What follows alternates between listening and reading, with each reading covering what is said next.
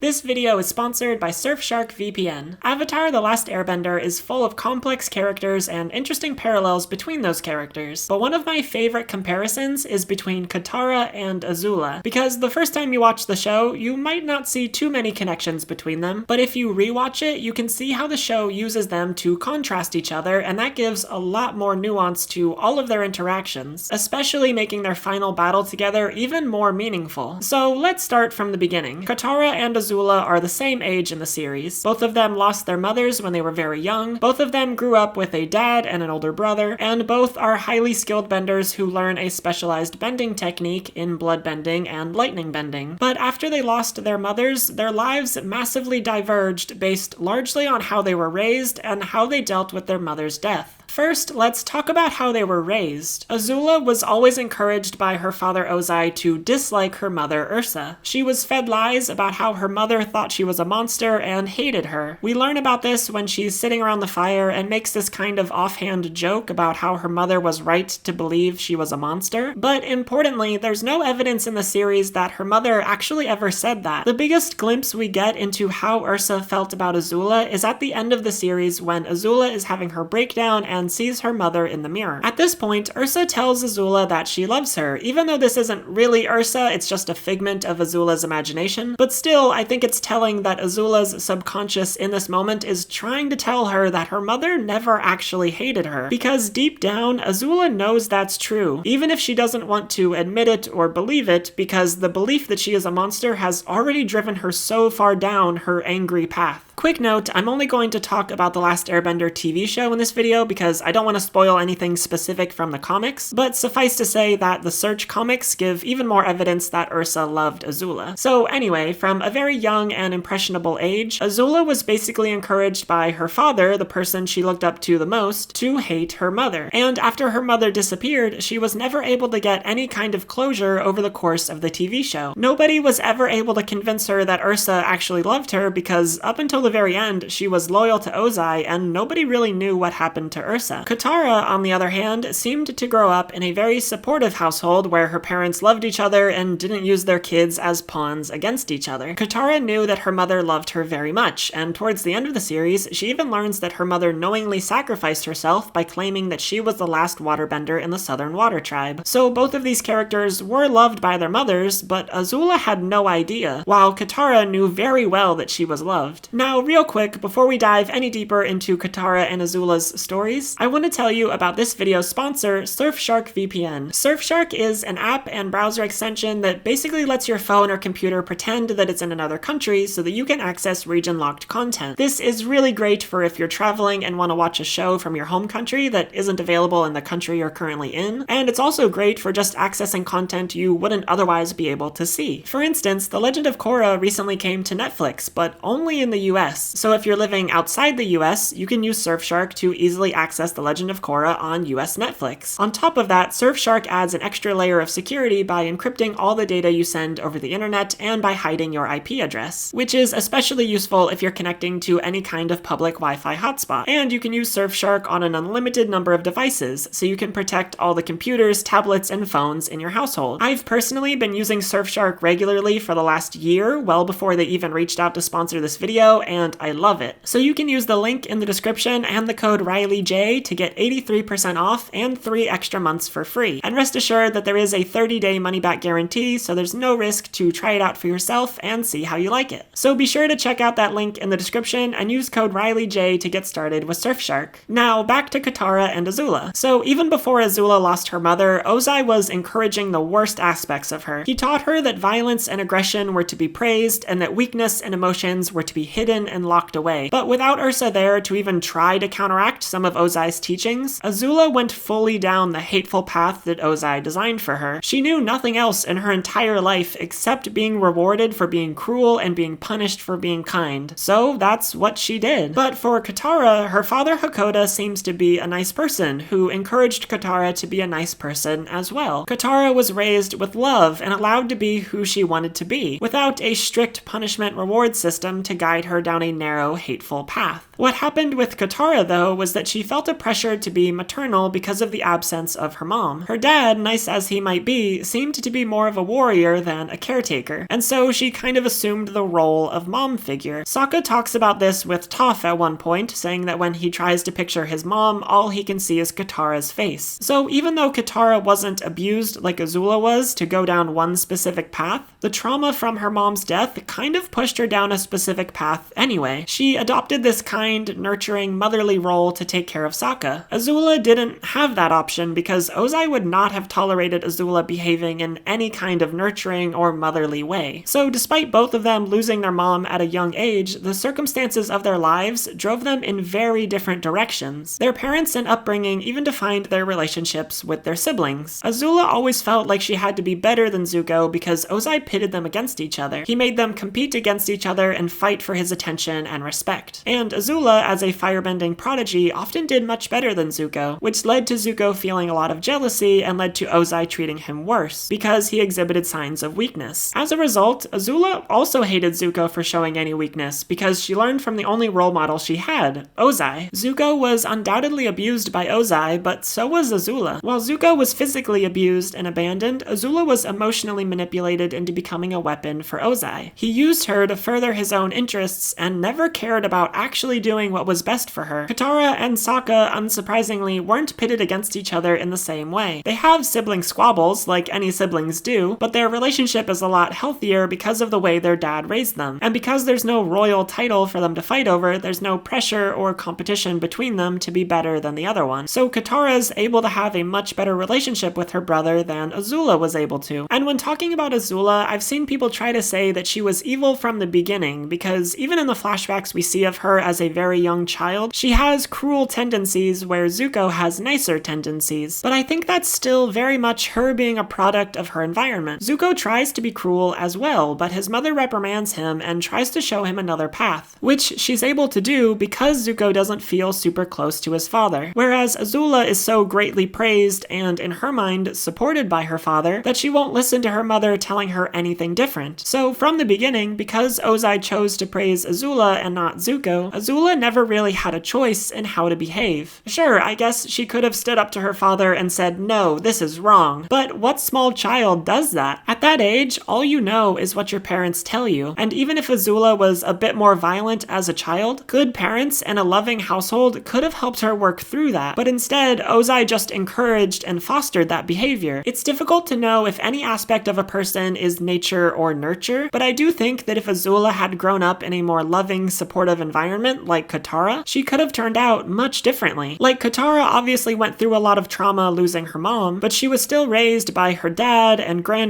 and the rest of the Southern Water Tribe community, who all seem to have encouraged positive traits in her. If you can't imagine Azula being raised to be nice, try imagining Katara being raised to be mean. For example, imagine if she was raised by Hama. If the only parental figure Katara had ever known was Hama, who raised her to be a bloodbender, do you think tiny 5-year-old Katara would put her foot down and say, "No, that's unethical, I refuse to do it"? I highly doubt it. If Hama was the only parent she had, the only one who fed her and took care of her, she would look up to her and want to earn her praise. And in that alternate universe, we might have a bloodbending Katara determined to take out firebenders and exact revenge for Hama. Now, that's not what happened, obviously, but that's because of the environment Katara grew up in. And if there's anything these parallels between Azula and Katara can teach us, it's that the environment you grow up in can have a massive impact on who you are when you're older. And the point of that is not to say that if you grow up with bad parents, you'll be a bad person, because that's not the case at all. I think the point is just that it's important to realize why people behave a certain way so that you can offer them the support they need. Like, Zuko is a great example of becoming a good person even when raised by terrible people, but that's because he had Iroh to believe in him and then later had Aang and the others to support him. Azula never had an Iroh, and the friends that she had didn't and probably couldn't offer her a better path. Katara isn't only good because of how she was raised, and Azula isn't only bad because of how she was raised, but it's important to recognize how someone's upbringings can drive them in a certain direction. And that brings me to my second main point of comparison between Katara and Azula, how they dealt with the loss of their mothers. The answer, unsurprisingly, relies a lot on how they were raised. Katara is given the space to talk about her mother and her emotions, and so she does, and therefore is seen by a lot of viewers as a very emotional character. I've seen people say that this is a negative aspect of Katara, like they're tired of Katara bringing up her mother all the time, even though Zuko does the exact same thing with his honor constantly, and everyone loves Zuko. I mean, I love Zuko too, but I think both him talking about his honor and Katara talking about her mother make a lot of sense. In fact, Katara's ability to be very openly emotional about her mother is a really good positive thing about her character. It allows her to cope with the loss of her mother and express her emotions without bottling them up. She's still traumatized, but she's dealing with it, and that allows her to heal and move on. Azula, on the other hand, is the queen of bottling up her emotions. Ozai did not like anyone expressing their emotions, and so Azula is never allowed to grieve the loss of her mother. She's never allowed to talk about it or express any empathy for her mother or even say that she misses her. It's the complete opposite of Katara, and it hurts her immensely. Unable to express her emotions, she never deals with that loss, and it eats away at her. When her friends betray her, it begins an unraveling of her mental stability because she's never gotten over her mother's disappearance. She starts to think that everyone will leave, just like her mom. So she banishes everyone and hallucinates seeing her mom, and ultimately she's defeated by Katara. And only then, when she's lost everything, does she finally allow herself to cry and feel her emotions. But by then, it's too late. She bottled her emotions up for too long and they destroyed her. And now, all she can do is cry. I think, writing-wise, it was a really interesting choice to have Azula lose to Katara instead of Zuko. I remember when I first watched the show, I was a bit confused by that choice because it was supposed to be this big showdown between Azula and Zuko. But now, thinking back on it, it makes so much sense. Azula, being powered up by Sozin's comet, probably should have won, but she didn't. She might have been more physically powerful in that moment, thanks to the comet, but mentally she was a lot weaker because she never processed the loss of her mother, which led to this whole downward spiral she had of not trusting anyone. But Katara was calm when facing down Azula. She had dealt with her trauma and she knew exactly who she was and what she had to do. In the end, Katara's ability to talk about and freely express her emotions helped her save the world, and Azula's inability to do the same was her downfall. And a part of Katara dealing with her trauma wasn't only talking about it, but also confronting her mom's killer. I've made a whole video about why that episode is so good, but in this context, it's important because Katara has the opportunity to become like Azula. She has the opportunity to become the person Hama wanted her to be. She could kill the person who killed her mother and become fueled by rage and hate, but she chooses not to. Not because she forgives the man who killed her mother, but because she doesn't want to become the type of person who kills a helpless old man in the street. It's an important decision for her, and one that she's able to make because she's processed what happened to her mom and knows who she wants to be, rather than just being consumed by grief and rage. I do wonder what Azula's path could have been like if she, likewise, had been given a path to becoming more like Katara. If she'd had an Uncle Iroh or someone to guide her in a better direction. I think the beach episode with the Fire Nation kids shows that Azula wants to get along with people. She just doesn't really know how. But regardless, as her story is, it's a really good contrast to Katara's character, showing how these two people from relatively similar backgrounds can grow up to become so very different.